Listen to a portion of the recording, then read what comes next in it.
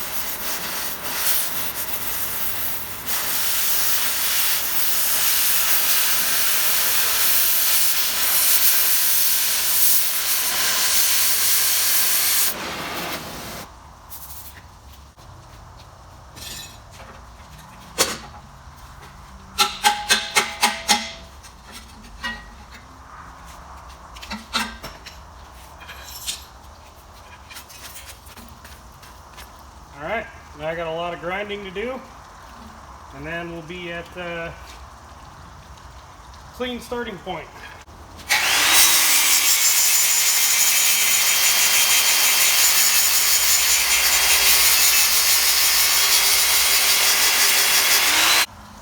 So I actually had a couple issues with the chunker in its last iteration, and that's why it'll be changing. The strings in between the chunks and the blade hopping out and getting ground back, yeah, that's the reason I cut it apart and I'm redoing it. But something I didn't think about when I was putting it together. So this is more or less representing how it was. I had the cutter stopping right here at the anvil. That was actually a problem because there was a gap underneath down here. There's actually a void where it was not touching the back mount over here. Number one, that enabled the entire system to flex when it ran into a hard chunk. Even though I had those pieces of C-channel back here, I told you guys before in an earlier video, it was flexing there, and it was enough that it was starting to crack the paint off, and it was fatiguing the metal. And it was slowly bowing it back. So even though the cutter was getting shorter, the slot was getting farther away from it. So that was a problem. Well, another reason that that was a problem is having that void back there. If I had a chunk sitting here and it went to cut, if the cutter wasn't completely sharp, it would try to push it down. And once it did push down, it got down into that void, and the whole piece, when I was holding it, would kick. Well, you catch that in the kidneys a couple times, it gets a little annoying.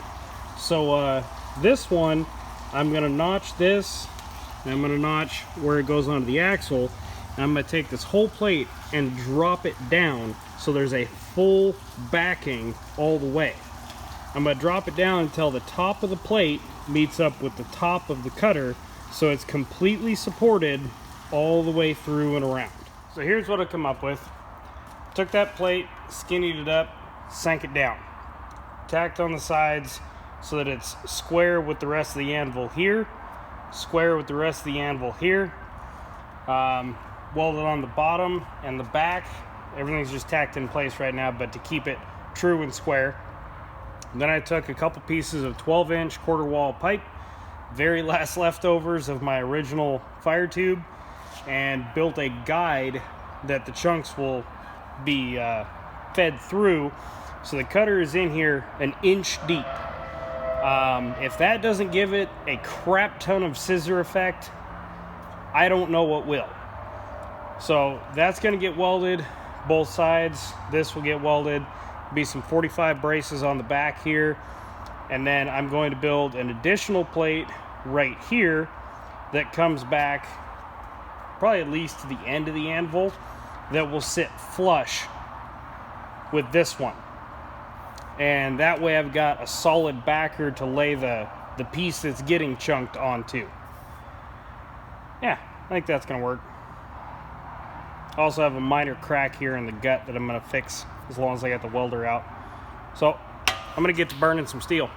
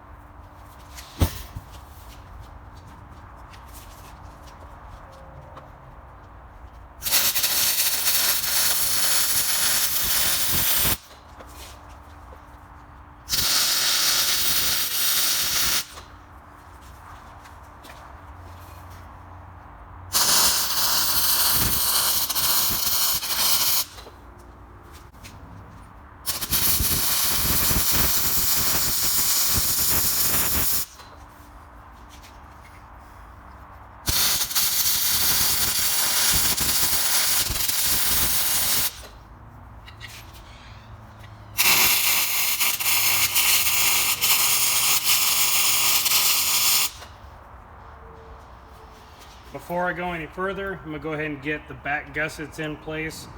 That way this thing can't distort one way or the other. I can see it's already got just a little bit of a curl from welding these in place, but that's fine.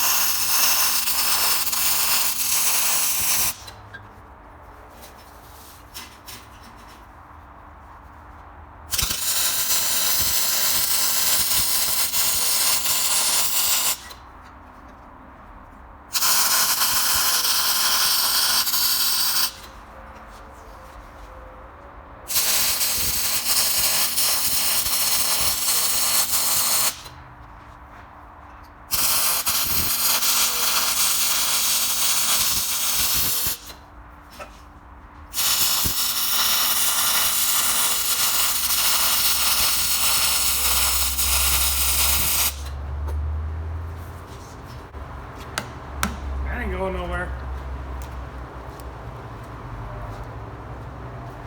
I think one thing I am going to do that I really liked about the old setup, I had that vertical piece sitting here, and if I went through with the splitter and it didn't split all the way back, I could rail the board right here and it would blow it open.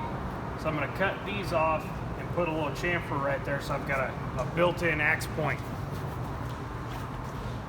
Well, there's the finished product for this go around. See, this is why I titled that thread Chunker version 1. How many times have I changed things already? So, got our full-size backer up here. Got a, not a sharp edge, but a blunt edge for piercing. Back here, I've got kind of a rounded edge, more like an axe for splitting. These are just kind of, there's material here, so I'm gonna use it for something. Otherwise it's just stupid looking and I would cut it off.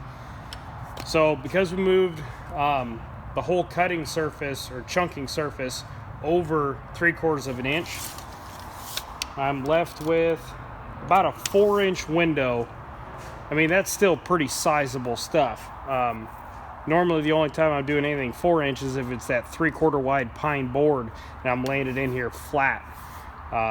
Most everything I chunk is, you know, maximum of 2 inch. So this is still plenty of space.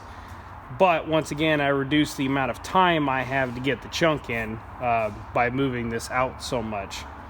But if this is going to be how it lasts, and I don't have issues, hopefully anymore, with losing the edge, I mean, that's a very significant size gap compared to what I had before. Before, it was almost exactly 1/4 of an inch. So any type of movement at all, that thing would start rubbing in here. Now it's got some room that it can actually flex up and down while it's chunking, which I think will help when I'm chunking bigger or knotted up stuff, that it won't stall because it hasn't made it through the chunk yet, but the chunking, the cutter has bent out and given a whole bunch more friction to the cut by riding right here. I also noticed this on Mike Gibbs' chunker. He had a very wide gap in between the rails here. So, I don't know. Maybe that's a thing that I wasn't aware of. Also, like on Wayne's chunker, he's got a brake shoe on the inside and then a piece of wheel on the outside. So, it, you know, the cutter is encapsulated. Whereas before, I just kind of had it in basically a shallow groove. So I think tomorrow I'll be back down at the shop. I'm going to try and find some wood. We'll give it a test run and see how it does. Give it a test run, shall we?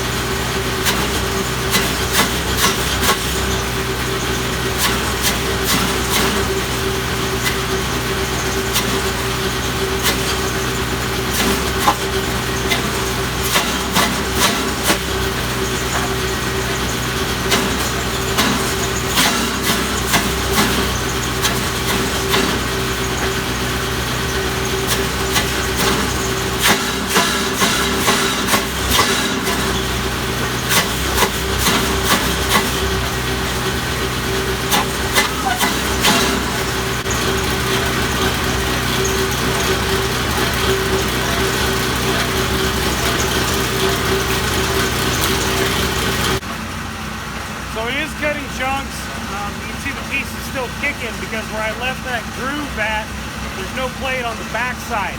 So when the piece, starts getting chunked, it kicks it over. So I'm gonna have to add in another plate, just like I did on the top groove. But as it is, I'm out of wood. I'm gonna get this all chunked up. Thanks for watching, guys.